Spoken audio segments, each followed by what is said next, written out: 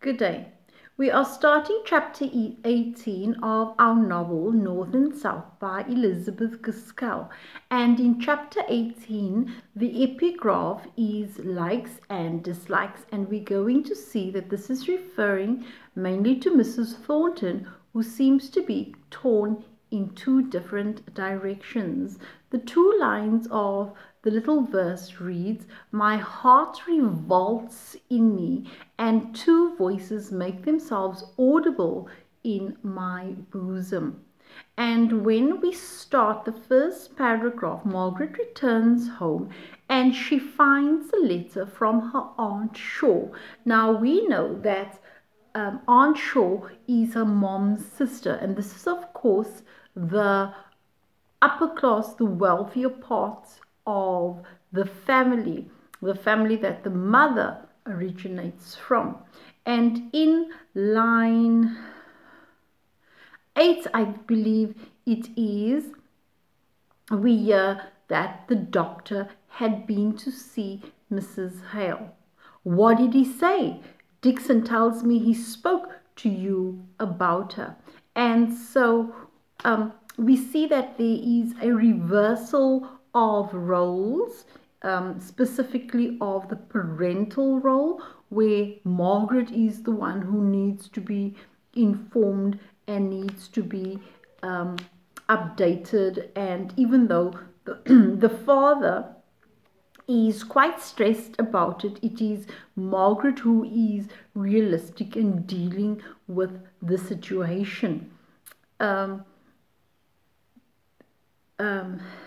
Then I would like you to go down to, I think it's about 9 lines from the bottom of the page.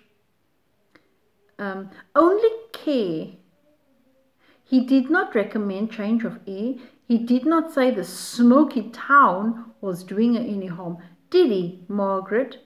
And so what we see happening here is that the father is, I think, in some kind of denial, because he knows the truth, but he does not want to face the truth. And so the fact that he actually utters these words shows us that he knows it is Moulton that is to blame for the wife's worsening condition. The smoky town was doing her harm. Okay.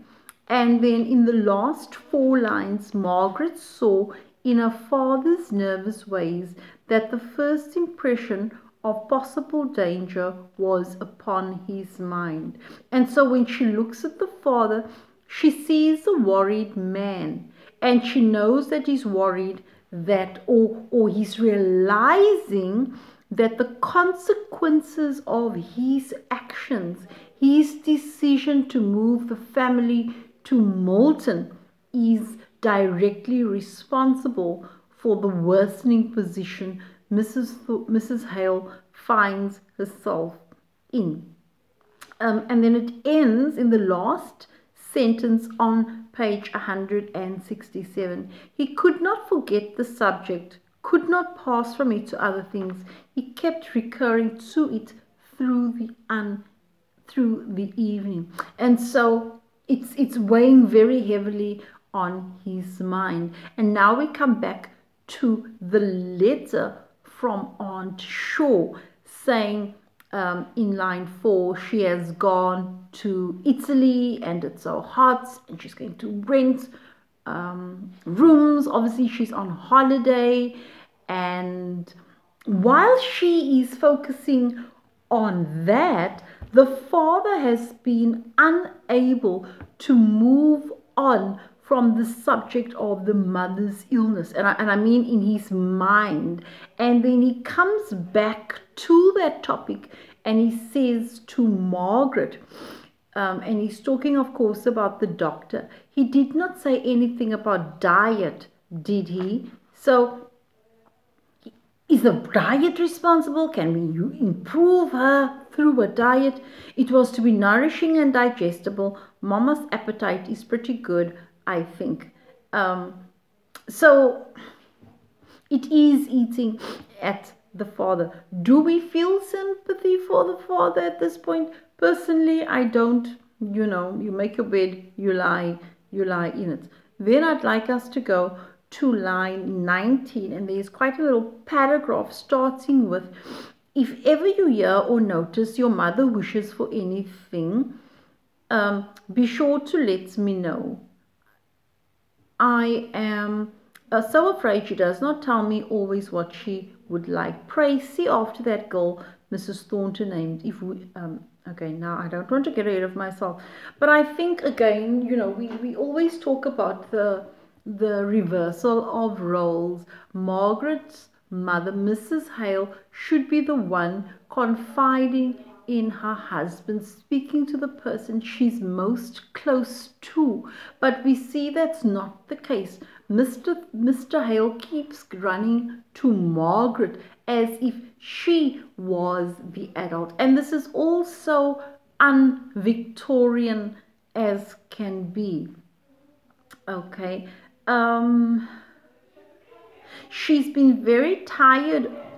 She's been very much tired of late with the hot weather and the difficulty of getting a servant. A little rest will put her quite to rights. Hey, Margaret. And so the father is rather unrealistic. He seems to think she just needs a long rest and the mother will be well again. In line 11, from the bottom of the page, I hope so, said Margaret, but so sadly that her father took notice of it. He pinched her cheek, and it's a playful, affectionate gesture between father and daughter. And at the same time, the pinching is what is putting color back in Margaret's cheeks. Clearly, she's looking a little bit stressed. She's looking quite pale as well. And then when we go to the second last line of page 168, Margaret's heart ached at the father's restlessness. He's trying to stifle and strangle the hideous fear that was looming out of the dark places of his heart. And so Margaret has sympathy for her father. In fact, she feels sorry for him and she feels quite worried for her father. Then we go to page 169, and when it starts, the mother, she has just woken up from her nap, and the father says, she's awake now, Margaret. She quite smiled as she saw me standing by her, just her old self. And so the father is thinking that the mother is becoming her old self, that there's really not such a great reason to be concerned. And now we are faced with an invitation from Mrs. Thornton. Okay. And in line 7, Margaret was surprised to find an acceptance contemplated. She thought her family would automatically turn the offer down. And then about 3 lines down, the idea of a husband and daughters going to this dinner had quite captivated Mrs. Hale's fancy, even before Margaret had heard the contents of the note. And this is what's important. It was an event to diversify the monotony of the invalid's life, and she clung to the idea of their going, even with fretful pertinacity when Margaret objected. So the mother really wants them to go, even though Margaret didn't want to go, because it's going to provide some excitement. She's an invalid, she's indoors, she's probably resting on the bed for the greater part of the day, so she wants some excitement. But I'd like to take it a step further and think it reminds her mother of her youth. It reminds her of all the invitations of the busy social life she had to participate in when she was young. And I think she is able to overlook the fact that the invitation now is coming from tradespeople, because of the fact they are wealthy. And then when we go to line 19, hey Margaret, questioned he with nervous motion of his hand. It seemed cruel to refuse him the comfort he craved for, and beside his passionate refusal to admit to the existence of fear almost inspired Margaret herself with hope. And we see here the father wants to believe that the mother is going to get better, that she is in fact getting better, and he is so he's so persuasive about it that it's even affecting Margaret, where she wants to start believing that her mom is recovering as well. I do think this is now in line 23. I do think she is better since last night, said she. Her eyes look brighter and her complexion clearer. And this is maybe not a bold-faced lie, but it's definitely wishful thinking on the part of Margaret. And then we come to the last paragraph on page 169. So he went away to his day's duties, now increased by the preparation of some lectures he had promised, blah, blah, blah. Rather more, and this is the last 4 lines, rather more in accordance with his own taste and knowledge than as a falling in with the character of the place or the desire for particular kinds of information among those to whom he was to lecture. And this part I find really irritating because it's evidence of the father's selfish nature. We have seen his selfish nature in leaving the church, in leaving their former home, in choosing the town, the city of Malton. And now we see that the father is supposed to lecture people who are not so educated. He's supposed to be informing, he's supposed to be imparting knowledge, and he chooses a subject within his own taste and his knowledge, something that he will enjoy and not for the people. So the father is actually not someone that we really care for. Okay, then on page 170, and I'm starting from line 11. Very good. Do you know, I'm really afraid Mrs. Hale is far from well, from what Dr. Donaldson says. And so now here we are in the home of the Thorntons, and Mr. Thornton is talking to his sister, with his sister and his mother. So he's genuinely concerned about the well-being of Mrs. Hale. It is strange of them to accept an invitation if she's ill, said Fanny. Now Fanny doesn't really care for Margaret at all. The brother goes on the defense. I didn't say very ill, said her brother rather sharply. I said very far from well. And then, line 17, he suddenly remembered that from what Dr. Donaldson had told him, Margaret, at any rate, must be aware of the exact state of the case. And then this fills him with concern for Margaret, that she is carrying this heavy load of her mother's illness, and it makes him want to reach out to her and give her some kind of support. And so even though he's not discussing these matters, that is how he's feeling inside. And then from line 20 to line 24, we see that Mrs. Thornton is once again revealing that she still sees the Hales as social climbers. Okay, she doesn't really want them mixing with the other wealthy tradespeople. And then we go down 4 lines. How you profess... No, I want to go back. John, said Fanny, laughing in a little weak, nervous way, how you profess to understand these Hales, and how you never will allow that we can know anything about them. Are they really so very different to most people one meets with? So the sister Fanny is highlighting the fact that her brother has taken this Hale family and he's put them on maybe not a pedestal, but he definitely puts the family apart from everybody else that they know. On page 171, from line 3, and as for the girl, she's the only one who puzzles me when I think of her. This is now, of course, the mother speaking, which I don't often do.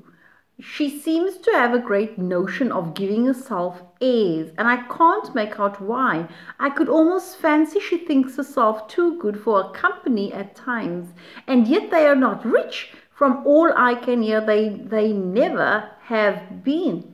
And so the mother finds Margaret quite a bit of a puzzle. In fact, she finds her quite an enigma, that she doesn't know why Margaret thinks so highly of herself when they don't even have money. But remember, we know that Margaret grew up with the Shaws, right? And she's not accomplished, Mama. She can't play. She's not accomplished in society. She cannot play the piano. Go on, Fanny. What else does she want to bring her up to your standard? And so the brother jumps into the defense of Margaret. In fact, he becomes quite sarcastic, and he doesn't like what he sees happening, because according to him, Margaret is portrayed rather negatively. And then from line 15 all the way till the end of that paragraph, we have the sister speaking. No, sorry. We have the mother, the focus on the mother, and something very interesting. Now remember that these are wealthy people, but John sits back and it's almost like a stranger watching Mrs. Thornton. He sees her in her old habits. She only waits until the room becomes so dark, this is now after dusk, that it's really difficult to see. Only then does she call for their servant to bring the candles, and they talk in line 16 of her old economies, and this is her way of saving money by using the candle for the shortest period of time. And it doesn't seem like such a big deal, but when you add it up together, I suppose you would have saved a good couple of candles by the end of the month. And it's all the little bits of saving that is added up and that has assisted the Thorntons into becoming as wealthy as what they are now. Then in the last paragraph, and I'm still on page 171, he says, I wish you would like Miss Hale. Why? Asked she, startled by his earnest yet tender manner.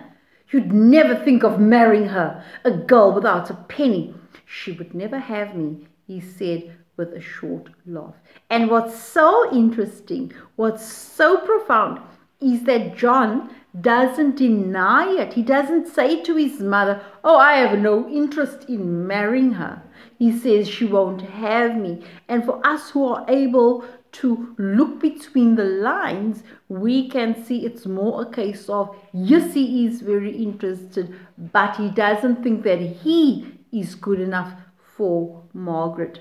And then in the last 3 lines, I suppose, of that page, well, never mind. Only you're right in saying she's too good an opinion of herself to think of you. The saucy jade. I should like to know where she'd find better. And so it's quite funny. The mother doesn't want him to marry Miss Margaret Hale, but the mother is also irritated by the fact that Margaret thinks she is too good for Mr. Thornton. And then we go to page 172, and I'm just looking. This is a slightly long chapter, and on page 172, in fact, when the page starts, I think that he doesn't like what his mom said, but she can't actually see that he's not happy with what she said. And then I'd like to jump to page no, I'd like to jump to line 15. I cannot forgive her her pride, said his mother. I will befriend her if there's need for your asking. And so what's happening here is the mother saying, for your sake, I will be polite and I will seem like a friend, but I don't like her. I don't want us close to her. I don't want you close to her. But this girl who turns up her nose at us all and who turns up her nose at you, and then he interrupts the mother. Nay, mother, I have never yet put myself, and I mean never to put myself within reach of her contempt. Meaning, he's not going to give her an opportunity to reject him.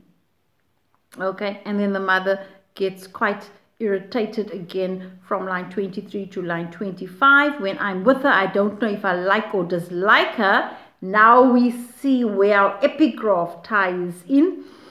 When I'm with her, I don't know if I like or dislike her most, but when I think of her and hear you talk of her, I hate her.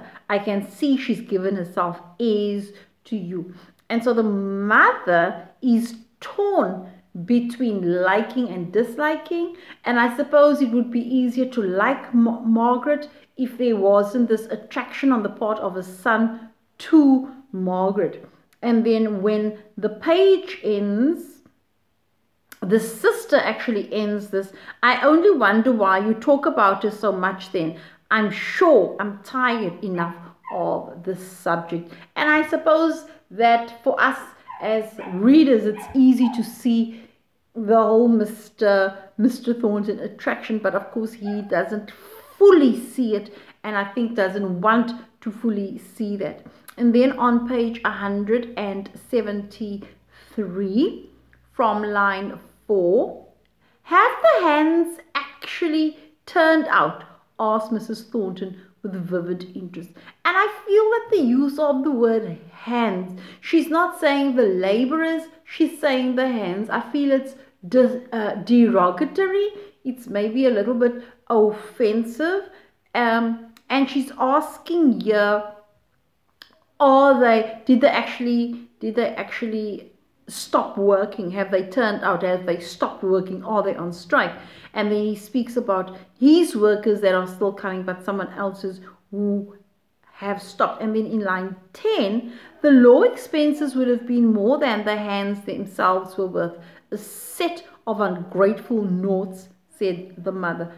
Think of the letter naught, as in zero, as in nothings, as in non-entities. So the mother has a very low opinion of the workers herself. And I find that quite significant, because she forgets that that's where her family originated from, isn't it? Just common laborers as well. And then line 20 to 23, candles had been brought, and Fanny had taken up an interminable piece of worsted work over which she was yawning, throwing herself back in the chair from time to time to gaze at vacancy and to think of nothing at her ease. And so Fanny represents our Victorian stereotypical female. A bit of sewing, a bit of laziness, a bit of apathy, no real pressure to do anything with her life. She's got the wealthy brother. She's got the mother who will guide her socially through society. So there's really no pressure on this girl at all. And then when we come to the last two lines on page 173, upon my word, mother, I wish the old combination laws were in force. It's too bad to find out that fools, ignorant, wayward men like these, just by uniting their weak, silly heads, are to rule over the fortunes of those who bring all the wisdom that knowledge and experience and often painful thought and anxiety can give. The next thing will be indeed we are all but come to it now. And so there is, I can't even say irritation, because it's very strong dislike and frustration with the workers. And clearly Mr. Thornton sees himself the class of factory owners. We have the knowledge, we have the know-how, we have the money, and we are being brought to a standstill by these workers. Okay, and then what the page then goes on to is that they should ask the minister of the secretary of the Spinners Union to furnish us with labor at their own price. So you can just, to summarize, see that what's happening here is not meeting the workers at their demands, but finding alternatives. And the mother says something interesting, and I think it's in line 13. Can't you get hands from Ireland? I wouldn't keep these fellows a day. I teach them I was master and could employ whatever servants I liked. And so the mother shows that she is totally unsympathetic to the cause of the laborers, and she says just go and get laborers from Ireland. And so Ireland has always been the poorer country, in fact known as the niggers of Europe, and Ireland have had their own fair share of troubles, or famine to be exact, and these are people who would be grateful for any kind of work at any rate, and they would work for a much lower wage. And then I'd like to go to page 175, and from line 7 to line 15. The forethought of many an anxious hours was thrown away, utterly wasted by the insane folly which would injure themselves even more than him, though no one could set any limit to the mischief they were doing. And we're talking now about the laborers. And these were the men who thought themselves fitted to direct the masters in the disposal of their capital. Hamper had said only this very day that if he were ruined by the strike, he would start life again, comforted by the conviction that those who brought it on were in a worse predicament than he himself, for he had head as well as hands, while they had only hands. And so things are really not in a good space here. The landowners, the factory owners are very condescending. They do believe that they are better, they have the money, and they have the know-how. And so we can see that the strike is going to be quite a difficult one, because the factory owners have no intention of meeting them halfway at all. And then I want to go from the bottom of the page up, from the bottom, line 9. He lighted his own candle, muttering to himself. In other words, he makes a decision. Once and for all, they shall know whom they have got to deal with. I can give them a fortnight, no more. If they don't see the madness before the end of time, I must have hands from Ireland. Okay, so that's the decision. He's going to allow the strike for only 2 weeks. And the sad thing is that these people will be starving. The Irish will come. They'll work for less. They'll take their jobs. The strike can end, and what? The Irish will carry on working. So it's a terrible situation that gets worsened if the Irish laborers are brought over. And that is how we end chapter 18, with the decision to either have the strike end in 2 weeks or else resorting to Irish labourers. Thank you for your attention.